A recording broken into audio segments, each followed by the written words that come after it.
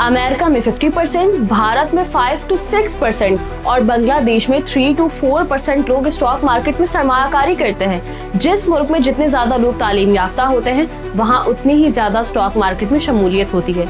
लेकिन पाकिस्तान में सिर्फ 1.5% लोग ही स्टॉक मार्केट में सरमायाकारी करते हैं। इसकी सबसे बड़ी और अहम वजह यह है कि हम तालीम के मामले में हमेशा पीछे रहे हैं। मिसाल के तौर पर जब दुनिया आईटी के शोबे में तरक्की कर चुकी थी, हम तब जाकर आईटी के कोर्सेज करवा रहे थे। इसी तरह आज भी कई लोगों को पता ही नहीं है कि पाकिस्तान स्टॉक एक्सचेंज में टेक्निकल और फंडामेंटल तज्जिए के कोर्सेज क्या होते हैं, और इन्हीं कोर्सेज की कमी की वजह से अक्सर सरमायाकार अपना पैसा स्टॉक मार्केट में खो बैठते हैं। इस मसले का हल PSMU लेकर आया है, टेक्निकल और फंडामेंटल एनालिसिस के कोर्सेज। रोजाना मुफ्त तालीम सिर्फ PSMU के YouTube चैनल पर।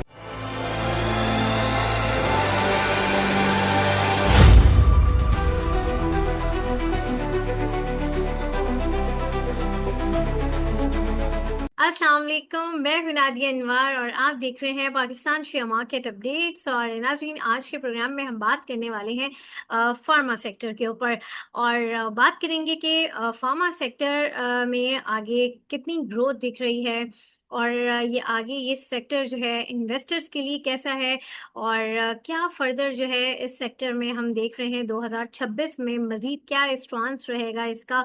और क्योंकि ये वो सेक्टर है जो एक्सपोर्ट रिलेटेड भी है, तो इसके हवाले से भी हम डिस्कस करेंगे। और साथ ही साथ जो है इस सेक्टर की डिफरेंट जो कंपनीज़ हैं उसको भी हम डिस्कस करेंगे, और बिलखुसूस सिटी फार्मा और सर्ल के हवाले से जो है हम डिस्कशन करेंगे और जानेंगे कि क्या ये आने वाले वक्त में क्या ये मल्टी बैगर स्टॉक्स हो सकते हैं, इसके हवाले से भी हम बात करेंगे। जी हाँ, और ये सारी बातें करने के लिए आज हमारे साथ मौजूद हैं डॉक्टर मुबशिर रज़ा साहब हमारे साथ मौजूद हैं। जी हाँ, जो कि वो एक ऑथर भी हैं, साथ ही साथ जो है फाइनेंशियल मार्केट में उनकी एक बहुत अच्छी स्ट्रॉन्ग ग्रिप भी है, और जो है साथ ही साथ जो है वो लॉयर भी हैं, डिफरेंट उनकी एक्सपर्टीज़ हैं।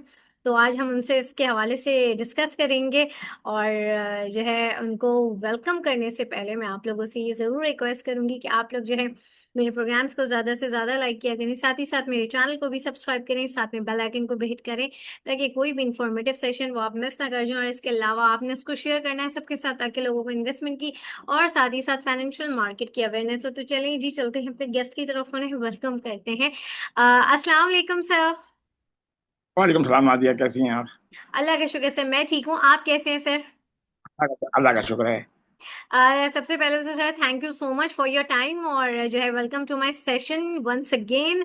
और सर आज हम बात करने वाले हैं फार्मा सेक्टर के ऊपर, और जो है फार्मा सेक्टर की कंपनीज के ऊपर भी हम डिस्कस करेंगे। और साथ ही साथ अब हमें ये ज़रूर बताइएगा, जैसे दो मेजर कंपनीज के ऊपर हम ज़रा फोकस करेंगे आज। एक तो सिटी फार्मा हो गया और एक सर्ल हो गया, कि क्या ये आने वाले वक्त में जो है ये एक मल्टी बैगर स्टॉक बन सकता है, और साथ ही साथ जो है ये पूरा ऑल ओवर ये जो सेक्टर है 2026 में इस पूरे सेक्टर को आप कैसा देख रहे हैं। तो जो है मैंने एक साथ ही बहुत सारे सवाल आपसे कर लिए हैं, और जो है मैं चाहूंगी कि ये सारी बातें जो है आप हमारे नाज़रीन के साथ शेयर करें।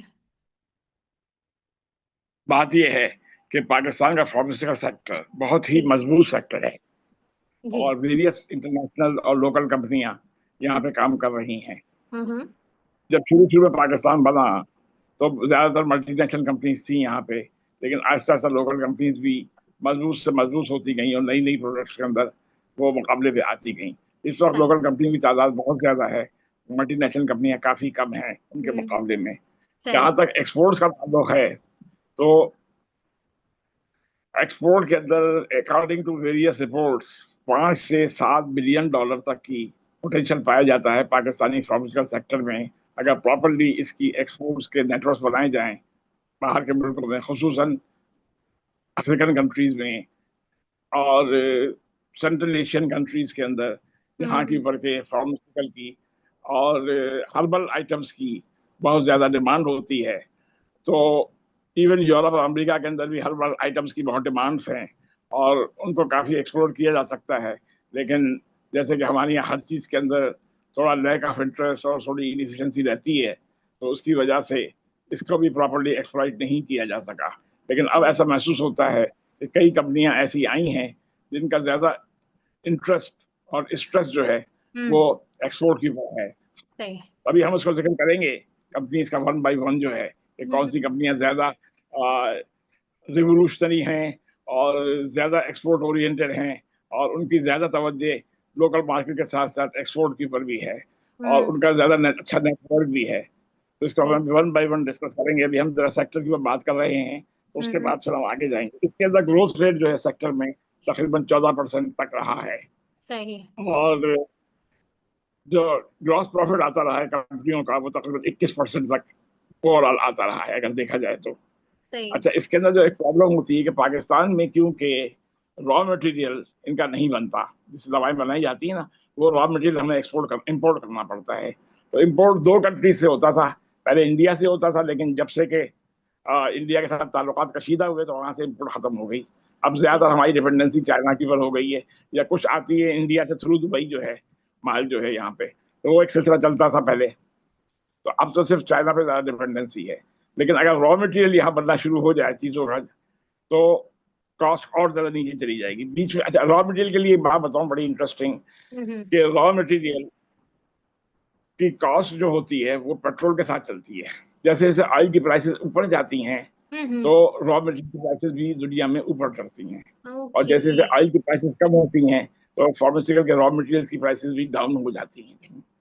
पिछले गुज़िश्ता चंद सालों में ऑयल बहुत ऊपर था, इसकी वजह से गुज़िश्ता कई सालों पहले जो है वो इसके रॉ मटेरियल भी बढ़ते हैं। कुछ एक दो साल से ऑयल आस्ते आस्ते नीचे आ गया है, तो बीच में नीचे आ गया था तो रॉ मटेरियल भी नीचे आ गए थे, जिसने कि इन फार्मास्यूटिकल कंपनीज के मार्जिन को बहुत बढ़ा दिया था, अच्छा बढ़ा दिया था। दूसरी चेंज ये आया था कि गवर्नमेंट ने अपनी पॉलिसी में तब्दीली की थी 1-1.5 साल पहले या 2 साल पहले, मुझे सही याद नहीं है। तो उसके अंदर उन्होंने दो हिस्सों में डिवाइड कर दिया था प्राइसेस को जो है। एक तो जो लाइफ थ्रेटनिंग ड्रग्स थी, लाइफ के जो थ्रेटनिंग बीमारियां होती हैं उनकी जो ड्रग्स होती थी लाइफ बचाने वाली, लाइफ सेविंग ड्रग्स थी, उनको उन्होंने उनकी प्राइसेस तो कंट्रोल रखी, रिव्यू किया, रिवाइज किया, लेकिन फिर भी कंट्रोल रखी। लेकिन दीगर आइटम्स को उन्होंने फ्री कर दिया कि जितनी चाहे प्राइस रख के मार्केट में डायरेक्ट कंपटीशन करें जो है। तो उसके अंदर ये हुआ कि बहुत सी कंपनियां जो कि दीगर प्रोडक्ट्स ला रही थी उनको प्रॉफिट रेट उनका बहुत अच्छा चला गया, मार्जिन बढ़ गए उनके जो है।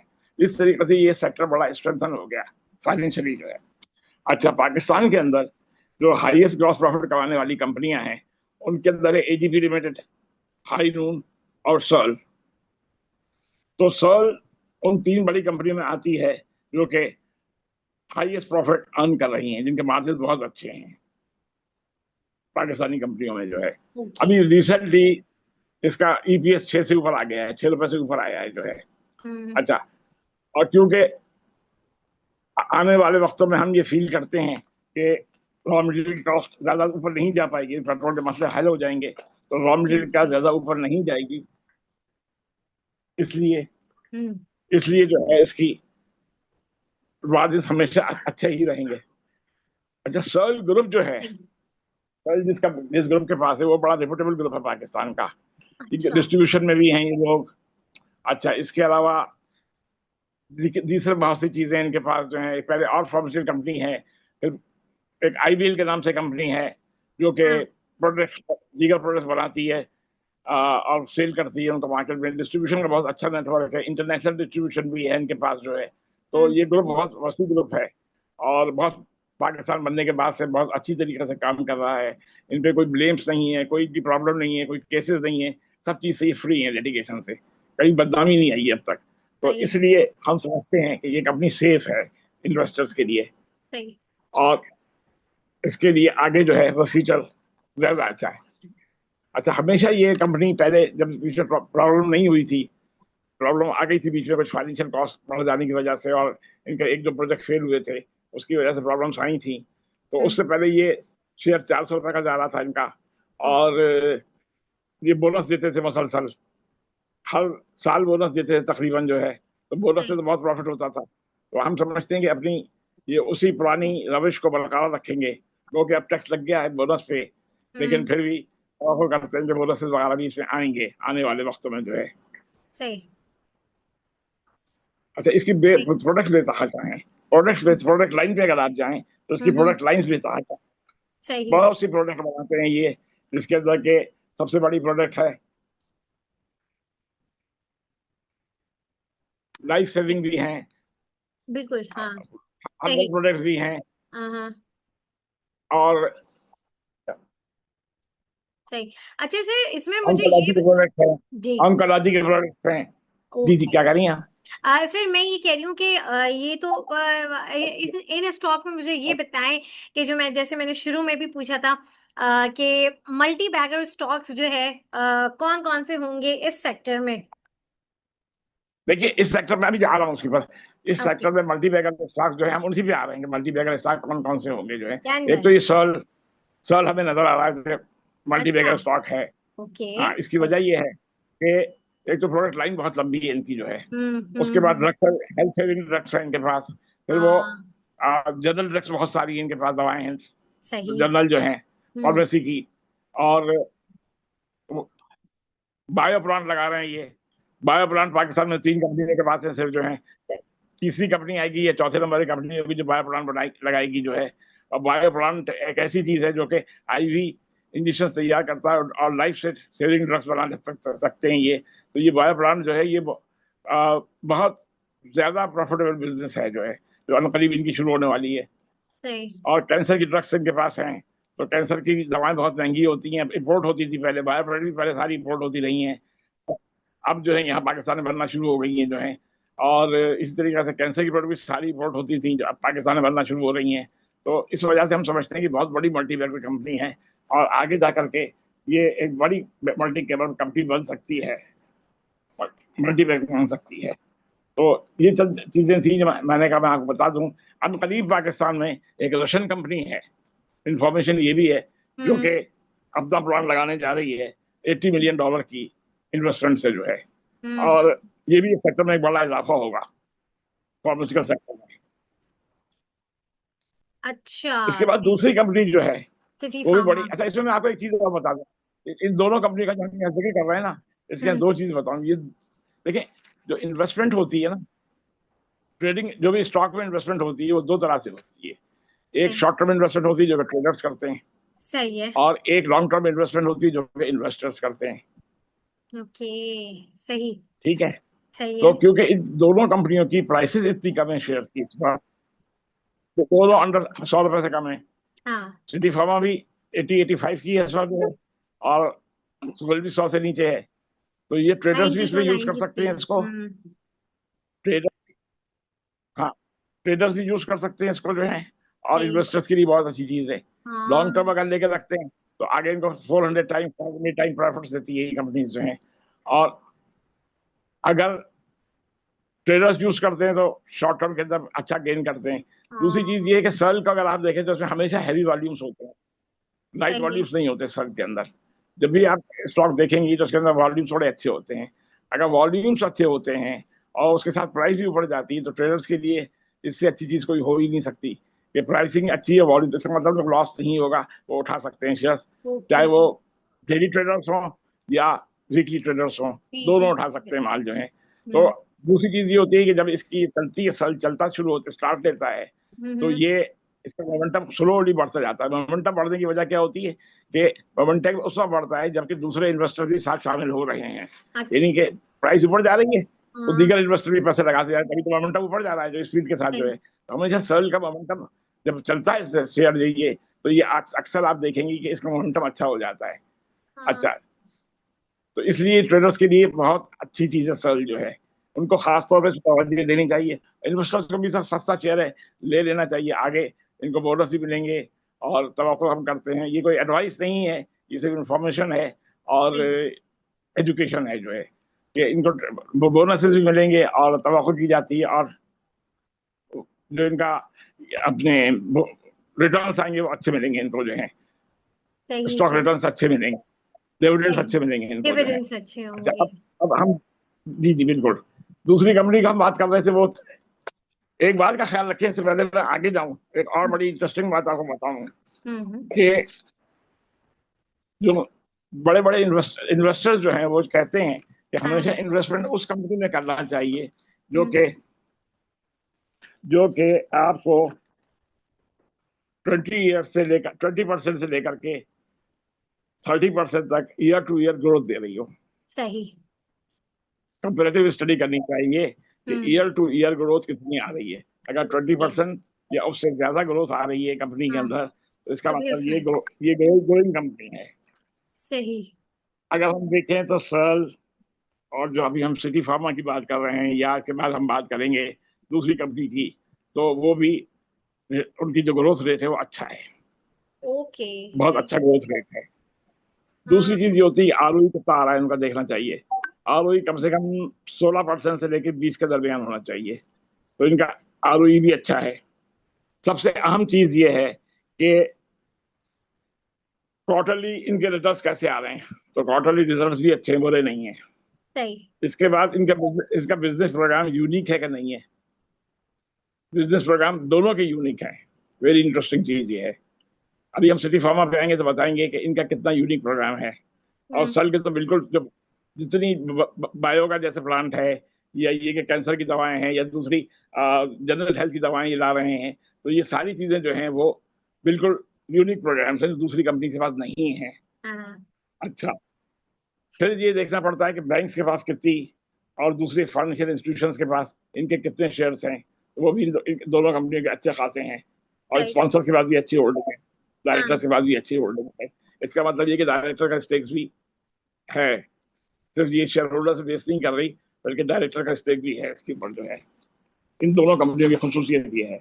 ओके। अच्छा, सही। दूसरी कंपनी हम बात कर रहे हैं सिटी फार्मा की। City pharma. Right. City pharma की खूबी ये कि एक तो शेयर का बहुत सस्ता है स्टॉक जो है। सही।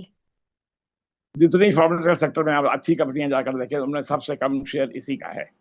दूसरी बड़ी खूबी ये है कि ये पाकिस्तान में वाहिद कंपनी है जो कि रॉ मटेरियल बना रही है, ओके। फार्मास्यूटिकल कंपनीज के लिए रॉ मटेरियल बना रही है, अच्छा। सही।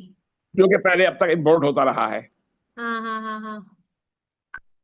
और तीसरी चीज ये कि डिस्ट्रीब्यूशन का काम भी करते हैं साथ साथ जो है। हम्म। चौथी चीज ये है कि ये अपनी रीट ला रहे हैं, सही। Real estate investment trust. तो इनकी 3 प्रॉपर्टीज इन्होंने दी हैं पंजाब में, जहां पे इन्होंने रीट अनाउंस कर दी है। और रीट भी जो है वो कोई रेंट वाली रीट नहीं है, बल्कि डेवलप करके सेल करने वाली रीट है। ओके। तो इसका नतीजा ये होगा कि जिस वक्त भी आ, ये रीट 2027 के एंड में मेरा ख्याल है रिवैल्यूएशन होगी इसकी, जमीनों हम्म। की प्राइसेस बहुत तेजी से पाकिस्तान में जमीनों की बढ़ रही है। और ख्याल करते हैं कि जैसे अभी अभी इन्वेस्टमेंट आने वाली है इस मुल्क में, तो रियल एस्टेट की वैल्यू और ऊपर चली जाएगी। तो इनकी 2027 में अगर रिवैल्यूएशन होगी, तो एकदम से इनकी बैलेंस शीट्स और बहुत ऊपर चली जाएंगी, जिसकी वजह से कि कंपनी की वैल्यू बहुत बढ़ जाएगी, और उसकी जो फाइनेंशियल कैपेसिटी है वो भी बहुत अच्छी हो जाएगी। सही। तो, तो इसलिए हम समझते हैं कि ये जो 4-5 इंपॉर्टेंट पॉइंट्स हैं, ये इसके हम्म। बहुत सपोर्टिव हैं।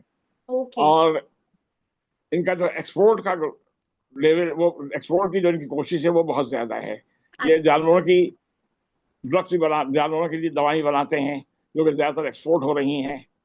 और विटामिन एक्सपोर्ट कर रहे हैं ये, और हम्म। बड़े पैमाने की पर इसमें प्रॉफिट इनको हासिल हो रहा है।